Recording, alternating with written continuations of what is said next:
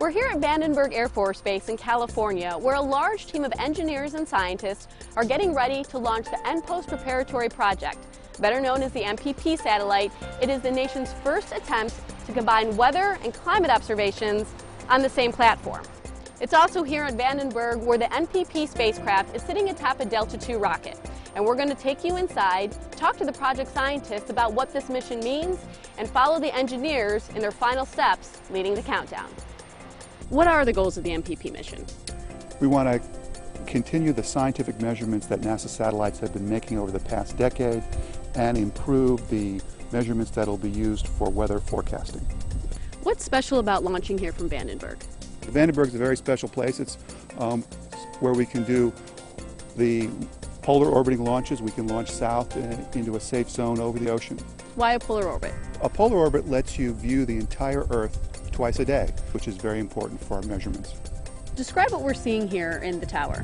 Okay, the building on the left is the Mobile Service Tower, or MST. It's a 177 feet tall, and it's on wheels. Once the tower is retracted, you'll see the rocket in all its glory. It's very exciting. The building on the right is the fixed umbilical tower. That provides the air conditioning and other umbilicals over to the vehicle that are required all the way through T0.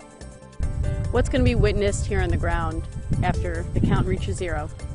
You see the engines ignite, the rocket lifts off very quickly. After about 2 minutes, the rocket's pretty much out of sight. It goes really quick. This is Mobile Service Tower Level 2. This is an 8-foot diameter tank. The Delta II carries 10,000 gallons of RP1 fuel, so this is what a 10,000 gallon fuel tank looks like.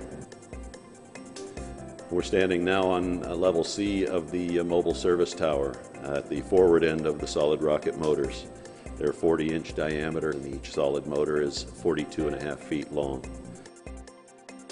These solid motors each put out 100,000 pounds of thrust. Underneath, under the red blanket, is a Rocketdyne RS-27A main engine, and that puts out about 250,000 pounds of thrust.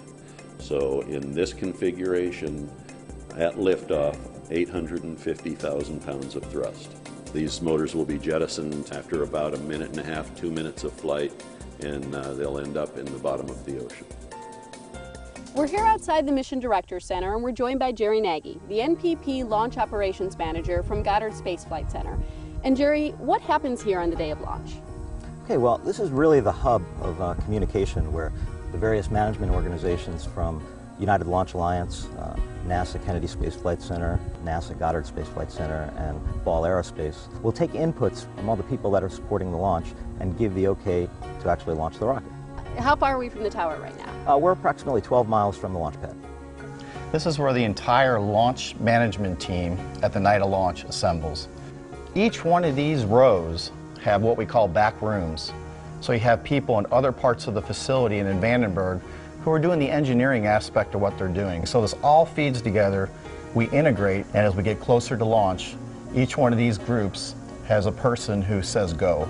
So how do the people in this room prepare for launch day? We actually have an event called a mission dress rehearsal.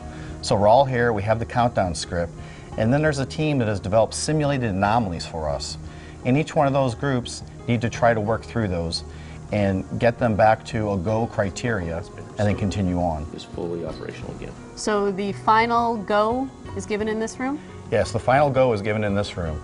How do you think it's going to feel for you emotionally when you actually see that reaching into orbit? The safest place for a satellite is in orbit. The emotions of making sure it's finally in its home, it finally gets to do its job, it's hard to describe. What makes the aerospace industry so exciting is that one day a person can have a concept to meet our nation's needs, which leads to many dedicated people working for quite a few years throughout the entire development, until one day a satellite like NPP is ready for launch.